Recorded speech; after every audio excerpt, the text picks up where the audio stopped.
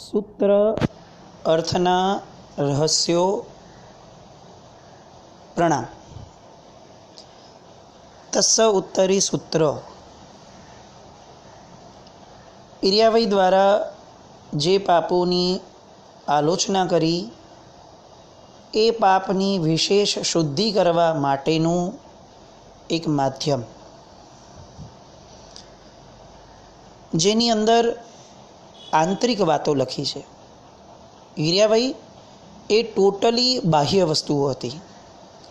મેં આમને હેરાન કર્યા, આવી રીતે હેરાન કર્યા, અને આવું પણ કદાચ કંઈ કર્યું હોય તો એ બધાનું મિચ્છામિ દુક્કડમ.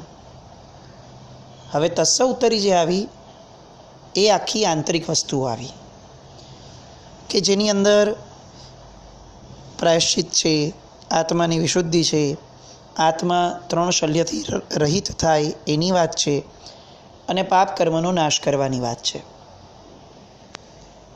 એટલે આનાથી આપણે એક ફંડામેન્ટલ, એક મૂળભૂત પાયો પરમાત્માના શાસનનો સમજી શકીએ કે બાહ્ય તપ અને અભ્યંતર તપ આ બંને જ્યાં સુધી ભેગા નથી થતા ત્યાં સુધી એક પણ આરાધનાને આપણે ત્યાં પૂર્ણ ગણી નથી. ઇર્યાવઈથી પૂર્ણતા આવી જાત જો બાહ્ય આચારોને અથવા બાહ્ય વિચારોને આપણે વેઇટેજ આપી અને એને જ સર્વસ્વ માની લીધું હોત તો. અને તસ્સ ઉત્તરી એકલું ચાલી જાત જો આપણે અભ્યંતર ધારાઓને જ મહત્ત્વ આપી અને એવું વિચાર્યું હોત કે ભાઈ જેનું થયું મનથી પ્રાયશ્ચિત આપી દઈએ, પછી બહારથી આપણે શું વિચારવાની જરૂર છે. બેવમાંથી એક પણ એન્ડ નહીં, કોઈ એક્સ્ટ્રીમ નહીં, એક મ્યુચ્યુઅલ વે જેની અંદર બંનેઓને સરખું વેઇટેજ અને સરખું મહત્ત્વ આપ્યું. બાહ્યથી ખણખોદ કરીને બધું યાદ કરો, અભ્યંતરથી પણ ખણખોદ કરી અંદરથી બધું કાઢો, અને પછી કાયોત્સર્ગ કરો તો એ કાયોત્સર્ગ એ પૂર્ણપણે આપણા કર્મનો નાશ કરનારો હશે. આ મેથોડોલોજીને ફક્ત ગમણાગમણની પ્રક્રિયા માટે ન ગણતા આને પરમાત્માના શાસનની તમામ ક્રિયામાં અપ્લાય કરવી જોઈએ. કારણ કે આ ફક્ત સૂત્રો નથી, આ થંબ રૂલ છે, આ પ્રિન્સિપલ છે કે જેના આધારે મેથડ્સ નક્કી થાય છે અને સ્ટેપ્સ નક્કી થાય છે. ગણિતની અંદર આપણે દાખલો ગણતા હોઈએ તો એમાં 2 મહત્ત્વની વસ્તુઓ આવે, એક પ્રિન્સિપલ અને એક સ્ટેપ્સ, થિયરી. એકવાર થિયરી મળી જાય અથવા પ્રિન્સિપલ મળી જાય તો એ પછી સ્ટેપ બાય સ્ટેપ ખાલી આપણે એને અપ્લાય કરતાં એન્ડમાં એક ફાઇનલ જવાબ લાવવાનો છે. પણ તમે બેમાંથી એક પણ વસ્તુને વાપર્યા વગર જવાબ ન લાવી શકો. વગર પ્રિન્સિપલે તમે આ સ્ટેપ કેમ લીધો એનો તમારી કોઈ જવાબ જ નથી. અને ખાલી પ્રિન્સિપલ પકડીને બેઠા રહો અને કેલ્ક્યુલેશન જ ન કરો તો પ્રિન્સિપલ ક્યારે જવાબ નથી આપતો. વ્યવહાર ધર્મ અને નિશ્ચય ધર્મ. જેટલા લોકોને અત્યારે આ કન્ફ્યુઝન છે કે વ્યવહાર ધર્મ વધુ મહત્ત્વનો કે નિશ્ચય ધર્મ વધુ મહત્ત્વનો, આજે સિનેરિયો એટલો બધો કન્ફ્યુઝિવ છે કે કેટલીક જગ્યાઓએ પ્રવચનો વગેરે સાંભળવા જઈએ તો આપણને એમ લાગે કે બહુ બીલો વ્યવહાર વાતો છે, બીલો વ્યવહાર, જે વાતોમાંથી કોઈ તત્વ જ નથી નીકળતું, એવી પણ જગ્યાઓ છે.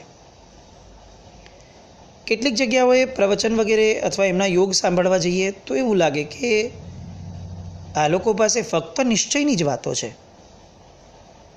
એ લોકોને વ્યવહારિક રીતે આપણામાં પ્રેક્ટિકલી કોઈ ચેન્જીસ લાવવા જોઈએ, પાપ વ્યાપારોનો ત્યાગ કરવો જોઈએ, આવી વાતો સાથે બહુ સંબંધ નથી. એમને સંબંધ એ છે કે આપણે મનથી ચોખ્ખા રહીએ. એ પણ પ્રેક્ટિકલી બરાબર નથી લાગતું કે એવું કેવી રીતે બને કે તનથી પાપથી જે અટક્યો નથી એ મનથી પાપથી કેવી રીતે અટકશે. પેલું તન હશે પછી મન હશે. એકલા મનવાળા પણ ખોટા, તો કદાચ એકલા તનવાળાને પણ અધૂરા તો કહેવા પડશે. બાહ્ય તપ અને અભ્યંતર તપ.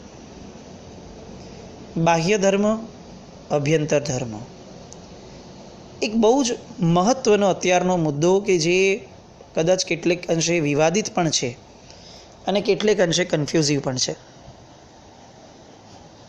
શું કરવું એ ન સમજાય. કોઈ એક મહાત્મા આપણને પ્રવચનમાં આવી અને ઘણું બધું કહી ગયા કે આ રીતે કરવું જોઈએ, આચાર સંપન્નતામાં આટલા કરીએ, ચુસ્ત આચારો પાડો.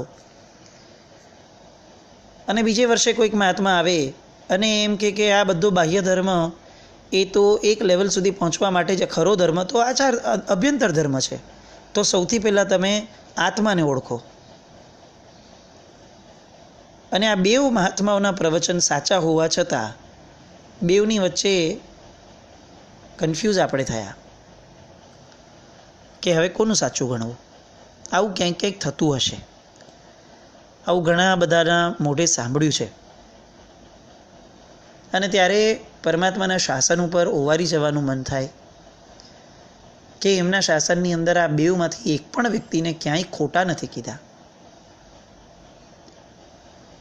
કારણ કે અનેકાંતવાદ અને સ્યાદવાદ એ આ શાસનનો પાયો છે. કોઈ એમ કે મારે રોટલી ખાવી છે અને કોઈ એમ કે ના મને ગુલાબજાંબુ ખાવા છે, તો બંને સાચા છે. એવું કહેવું પડે કે ભાઈ હવે તારે શું ખાવું, તો કે તારે તારી રુચિ, તારી પચાવવાની શક્તિ અને તારી ક્ષમતા આર્થિક રીતે એ બધું જોયા પછી દોસ્ત તું નક્કી કર કે તારે શું ખાવું. અથવા તારા ડાયટિશિયનને પૂછી જો કે તને વધારે કયું ફાવશે. બસ એક્ઝેક્ટલી. પોતાના માથે જો ગુરુ હશે તો આ કન્ફ્યુઝન નહીં રહે. કારણ કે ગુરુ નિતાંત આપણને ઓળખતા હશે. એટલી પર્સનલાઇઝ આપણા લોકોની કનેક્ટિવિટી હશે કે એ ઊંઘમાં પણ કદાચ એને પૂછો તો એ કહી દે કે ના આવા સમયે આવું જ કરશે અને એની માટે આ બેટર છે, આ જ એનામાં ઇમ્પ્રુવમેન્ટ લાવી શકશે. એને પહેલાં આમાં સ્થિર થવા દો, પછી આની વાતો કરો. એ હવે આમાં સ્થિર થઈ ગયો છે, હવે એને લેડર ચડાવો ને એને કહો કે હવે કામ કર, આ મૂક અને આ ચાલુ કર. આ બધા જે અતિ ગંભીર નિર્ણયો છે કે જે આપણો મોક્ષ માર્ગ નક્કી કરવાના છે, એ નિર્ણયો આપણને ઓળખનાર કલ્યાણ મિત્ર એવા ગુરુ જ કરી શકશે. બ્રાન્ડેડ ગુરુ નહીં ચાલે, પર્સનલાઇઝ ગુરુ ચાલશે. જે ગુરુનું પ્રવચન સારું છે, જે ગુરુ દેખાવે સારા છે, જે ગુરુ વ્યવહારે સારા છે, એ જો પર્સનલાઇઝ હોય, આપણને જાણતા હોય ઇન આઉટ, તો એક આપણને આમાં હેલ્પ કરી શકે. એટલે મને અધ્યાત્મની વાતો કરનારા મહાત્મા ગમવા લાગ્યા અને હું એવું માની લઉં કે મેં અમને ગુરુ બનાવી લીધા અને હવેથી હું અધ્યાત્મની વાતો જ સાંભળું કારણ કે મારા ગુરુ અધ્યાત્મનું જ કહે છે, તો એ અધૂરું છે. કારણ કે પહેલાં મારે જઈને એ ગુરુને પૂછવું પડે કે સાહેબ આપને મારામાં અધ્યાત્મની યોગ્યતા લાગે છે? આવું મારું જીવન અને આવી મારી વૃત્તિઓ છે. તમને લાગે છે કે હું રોટલી પચાવી શકીશ, ગુલાબજાંબુ પચાવી શકીશ? તો આ તસ્સ ઉત્તરી સૂત્ર એ આપણને આ બાહ્ય અને અભ્યંતરનો સમન્વય એ બહુ સરસ રીતે સમજાવી જાય છે. ગઈકાલે આપણે ત્રણેય શલ્યને લગભગ આંશિક રીતે જોયા. માયાશલ્ય, નિયાણ શલ્ય અને મિથ્યાત્વ શલ્ય. છળ કપટ, જાતને અને જગતને છેતરવું અથવા જાત અથવા જગતથી કંઈ પણ છૂપું રાખવું અથવા જાત અને જગતની કેટલીક વસ્તુઓને ઇગ્નોર કરી અને જાણીને એ દિશા તરફ વિચાર જ ન કરવો, આ બધી માયા, આ બધું કપટ. પ્રામાણિકપણે હું જાણું છું કે કોઈક મારી અનુમોદના કરે તો મને ગલગલિયા થાય છે અને મને અહંકાર પોષાય છે, આ મારો જાત અનુભવ છે. તેમ છતાં પણ હું દુનિયાના ચોગાનમાં વચ્ચે આવી અને લોકોને અનુમોદનાનો સ્કોપ આપું અને પછી એમ કહું કે હવે શુભ કાર્યની અનુમોદના કરે લોકો, એમાં લોકોને લાભ છે ને, આપણે કેમ કોઈને રોકવા? આ માયા છે. મારી પ્રકૃતિમાં આ વસ્તુ મને નુકસાનકારક છે, મારી કશાયની વૃદ્ધિ કરનારી છે, એ દિશામાં મારે પગ જ ન મુકાય. આ મારો સ્વતંત્ર નિર્ણય મારે લેવો પડશે. જો મારે માયા નથી કરવી તો, પણ જો મારે માયા જ કરવી છે તો હું તો લોકોને કહેતો રહીશ કે ભાઈ બધું દેવગુરુ ધર્મ ફસાય છે, એમાં આપણું શું છે, કાંઈ નહીં, બધું કોઈ આપ્યું અને થઈ ગયો. પણ આ શબ્દથી બોલાશે, જીભથી બોલાશે, હૈયામાં એક વિકલ્પ આવી ગયો, નાનકડો પણ કર્મસત્તા ક્યાં ઉચકીને ફેંકી દેશે એની કોઈ કલ્પના આપણામાં નહીં હોય. શાસ્ત્રમાં એક દ્રષ્ટાંત આવે છે. બે મુનિ ભગવંતો કૌશગ્ય ધ્યાનમાં લીન હતા અને બંને કૌશગ્યમાં છે અને કેટલીક રાજ્ય ઘરાનાની સ્ત્રીઓ આવી અને એમની અનુમોદના કરીને જાય છે. બંને બહુ નિર્લેપ ભાવે કૌશગ્યમાં હતા, પણ એક જણને એની અનુમોદના પચી નહીં અને એમને મનમાં ફક્ત એક વિકલ્પ કર્યો કે વાત સાચી છે, આપણે કેવું ઉગ્ર તપ કર્યું છે નહીં. આવો મનમાં ફક્ત એક વિચાર આવ્યો અને શાસ્ત્રકારો લખે છે કે બીજા મુનિ ભગવંતનો મોક્ષ થયો અને આ મુનિ ભગવંત જે હતા, જેમને મનમાં ફક્ત આ એક વિકલ્પ આવ્યો, એ મુનિ ભગવંતના ભવો સારા એવા વધ્યા. કારણ કે એક વિકલ્પે એમને એવી દુનિયામાં ફેંકી દીધા કે જે દુનિયામાં ધર્મની અનુકૂળતા નહોતી અને કુસંસ્કારો જાગ્યા અને એના કારણે નવા ચિક્કાર કર્મો બાંધ્યા, જે ભોગવવામાં બીજા કેટલાય ભવો એમને નવા કરવા પડ્યા. જો એક નાનકડો વિકલ્પ એ આટલા ભાવ વધારી શકે તો આપણા જીવનની કરેલી માયાઓ, મેં તપ કર્યું લોકોને અનુમોદના માટે, આપણે એવું કાંઈ નથી, મેં આરાધના કરી, મારો કંઠ બહુ સારો છે, મને ગૌલી બહુ સરસ કરતા આવડે છે, હું, મારું, મને, આ બધા શબ્દો જ્યાં સુધી ફોકસમાં છે ત્યાં સુધી અહંકારની સાથે માયાનો સ્કોપ ઊભો જ રહે છે. આ ઓગાળવાનો પ્રયત્ન સૌથી પહેલાં કરવો જોઈએ, કારણ કે 3 શલ્યની અંદર સૌથી પહેલું માયા શલ્ય મૂક્યું છે, પછી નિયાણ અને છેલ્લે મિથ્યાત્વ. આપણે બધા મિથ્યાત્વ અને સમ્યક્ત્વનું પૂંછડું પકડીને બેસી ગયા છીએ. કોણ મિથ્યાત્વી ને કોણ સમ્યક્ત્વી એવા ટેગ આપવા માટે આમ જાણે દુકાન ખોલીને આપણી બધી અત્યારે ચાલુ થઈ ગઈ છે. એવા સમયે માયાશલ્ય ચેક કરવાની જવાબદારી આપણી પોતાની રહેશે. આ માયાશલ્ય. બીજું નિયાણ શલ્ય. મારી કરેલી આરાધનાઓ, મારા કરેલા સત્કાર્યો, એના દ્વારા મને આ મળો. ભગવાન ભવાંતરમાં મને ચક્રવર્તીપણું મળો, દેવલોક મળો, મહાવિદ્ય ક્ષેત્ર મળો. આશય શું છે એ મહત્વનો છે. એક મહાત્માએ બહુ સરસ અનુપ્રેક્ષા કરી હતી. મરીચીના ભવની અંદર જ્યારે મરીચીને ભરત મહારાજા પ્રદક્ષિણા ફરે છે અને પ્રદક્ષિણા ફરતા ફરતા એ કહે છે કે નવી વંદુ ત્રિદંડી વેશ નમો ભાવે વીરજિનેશ. તમારી અંદર જે વર્ધમાન સ્વામી ભગવાનનો આત્મા છે એ હું એને વંદન કરું છું, હું તમને અત્યારે ત્રિદંડી વેશને વંદન નથી કરતો. અને એ વયા ગયા. હવે મરીચીએ પગ પછાડી અને અહંકારપૂર્વક નૃત્ય કર્યું અને ત્યાં એમને નીચ ગોત્ર કર્મ બંધાયું. એ આપણને બધાને વાત ખબર છે. પણ આ નીચ ગોત્ર કર્મ આટલું ભયંકર કઈ રીતે થયું કે એણે છેક 27માં ભાવ સુધી કેરી ફોરવર્ડ કરવું પડ્યું. તો એમાં એક મહાત્માની અનુપ્રેક્ષા બહુ જબરદસ્ત આવે છે કે એમણે પોતાના તીર્થંકરપણાનો જો આનંદ અનુભવ્યો હોત તો હજી એટલો કદાચ વાંધો ના હોત. મારા દાદા પ્રથમ તીર્થંકર, મારા પિતાજી પ્રથમ ચક્રવર્તી અને હું પહેલો વાસુદેવ. આમાંથી આ જે વાસુદેવની પદવી, એનો જે એમણે ગર્વ અનુભવ્યો, આ વાસુદેવની પદવીના ગર્વએ એમને ભયાનકતા તરફ કરતામાં ધકેલી દીધા. કારણ કે વાસુદેવ મરીને નિયમા 7મી નરકે જાય. મરીચીના જીવે એવા ભવના વખાણ કરી લીધા કે જે ભવ 7મી નરક આપવા માટે સક્ષમ હતો અને નિશ્ચય આપવાનો હતો. આશય શું? આ આશયની અશુદ્ધિએ છેક મરીચી ઋષભદેવ ભગવાનના સમયે થયેલા એને છેક વર્ધમાન સ્વામીના ભવ સુધી આખું કોડાકોડી સાગરપંપ સુધી ભટકાવ્યા.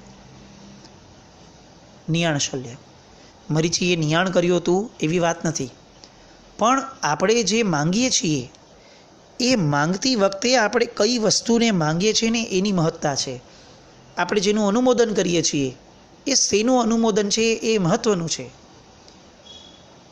મારાથી મોદીની કે બાળા સાહેબ ઠાકરેની અનુમોદના કરતી વખતે મારે ધ્યાન રાખવું જોઈએ કે મારે એના પર્ટિક્યુલર એ શુભ કાર્ય કે અથવા આશયની જ અનુમોદના કરવી જોઈએ કે જે આશય દ્વારા કંઈક શુભ થયું છે, કારણ કે એના દ્વારા ઢગલા બંધ અશુભ કાર્યો થયા છે આ વ્યક્તિ દ્વારા.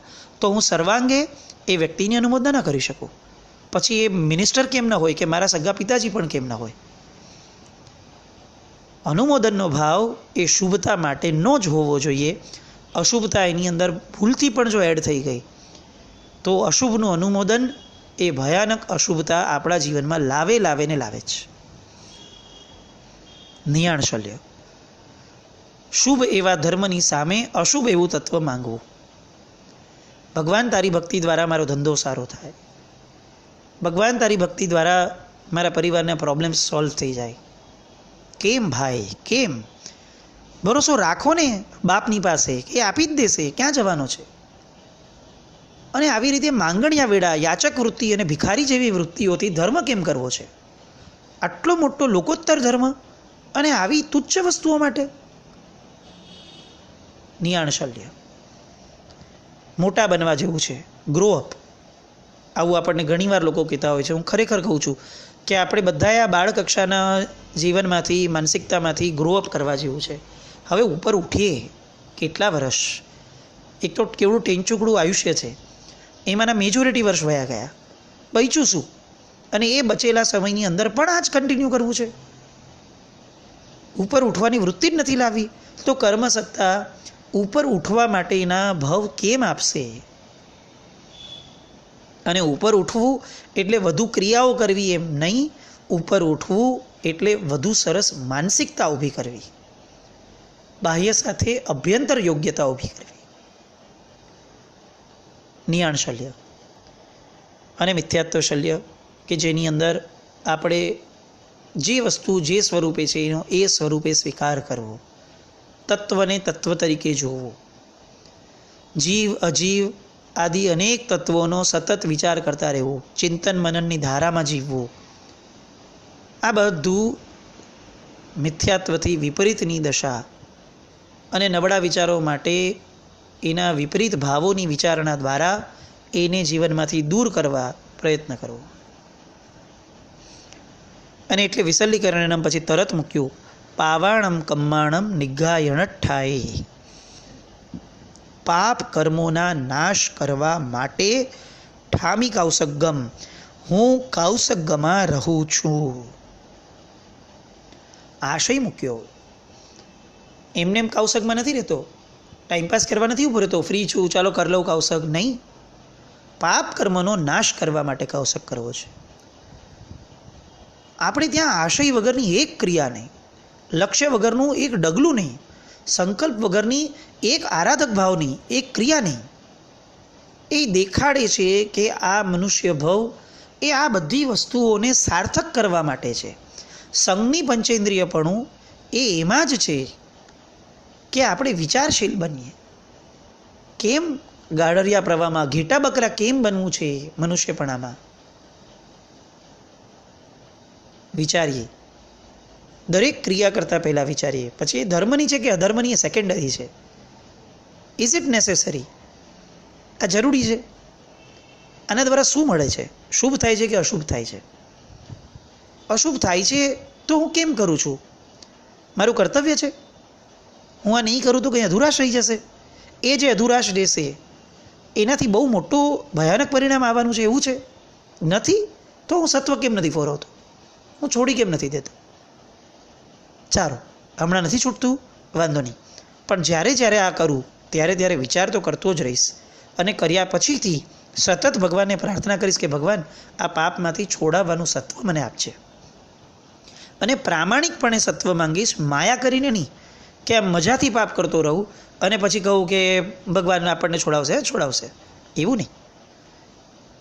એટલે વૈરાગ્ય પ્રગટ થયા વિના ધર્મ કઈ રીતે થશે? આ જ પ્રશ્ન કેટલાય ગ્રંથોમાં લખ્યો કે જીવે સૌથી પહેલાં તો સામાન્ય વૈરાગ્ય ઊભો કરવો પડશે, ભવ નિવ્યયો, અને પછી આખી સિક્વન્સ ચાલે. ભવનો નિર્વેદ તો આપો, આ ભવથી છૂટવા માટેની ભાવના તો જન્માવો, પછી મગ્ગાણું સાર્યા, ઇટ્ટફલ સિદ્ધિ, લોગ વિરુદ્ધચ્ચાઓ, ગુરુજન પુવા, પરત્થ કર્ણમ ચ, સુહ ગુરુ જોગો અને તવ વયણ સેવણા. આ બધું પછી સૌથી પહેલાં ભવ નિવ્યયો, ભવનો નિર્વેદ. મારે આ ભવથી હવે બસ છૂટવું છે, મારે ભવો જ નથી કરવા. આ પાયાની માન્યતા ઊભી કર્યા વિના કઈ રીતે ધર્મ કરશું? આવ્યા તસ્સૌત્તરીની ઘણી બધી વાતો અને આ કૌશગ્ય શું છે એવી વાતો આવતીકાલે શાંતિથી સ્વસ્થતાથી પરમાત્માની કૃપાથી વિચારવાનો પ્રયત્ન કરશું. જીનાગના વિરુદ્ધ કંઈ પણ બોલાઈ ગયું હોય તો મિચ્છામિ દુક્કડમ.